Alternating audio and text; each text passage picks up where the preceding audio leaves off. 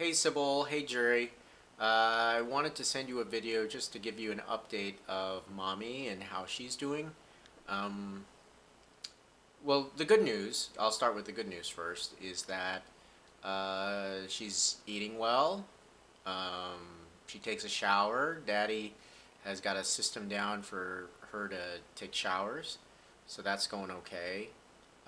I see them every week. I go over there on Saturday every day to check on mommy and to help daddy if uh, needs anything. We usually will have lunch.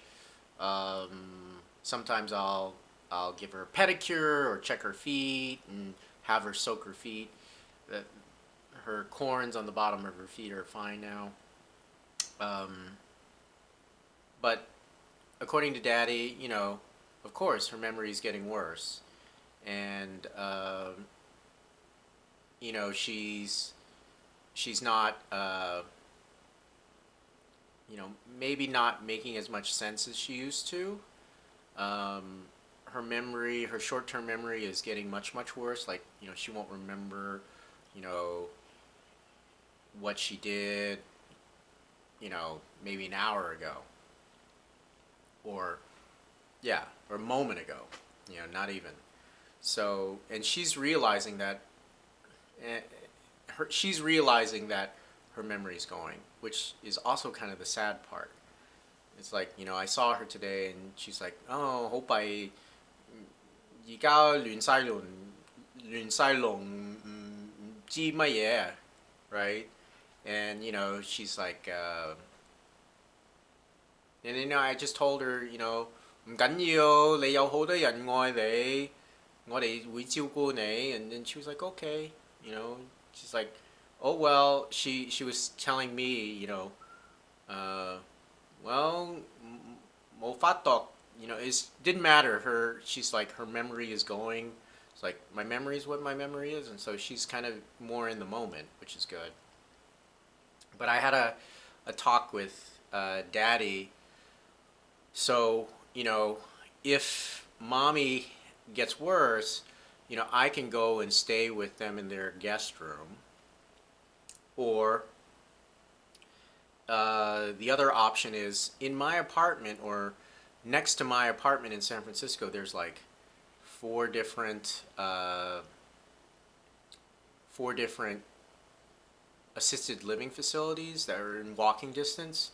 So if and when mommy needs to go into a place, then at least daddy can stay at my apartment and she can be at one of the assisted living facilities that are very close by, and then that way daddy can be near her. But me and daddy were openly talking about how she's getting closer to when she's going to need to be in that place, and daddy was getting sad because he's like, I'm going to really miss her.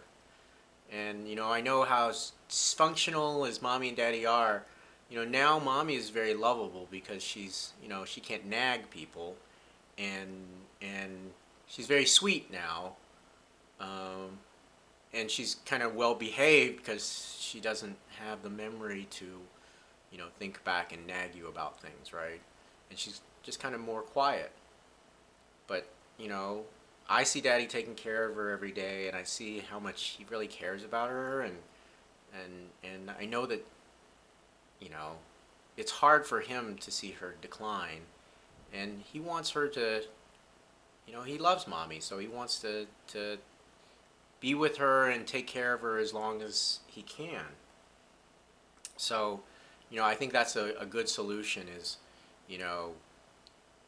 we'll try to keep mommy at home as much as we can, but we will, if necessary, I will go and stay with daddy and mommy over in Oakland to, help alleviate things for daddy. But, there's only so much I can do. I think really what's going to happen is we're going to skip that step because I don't think it's going to extend her ability to stay at home much longer.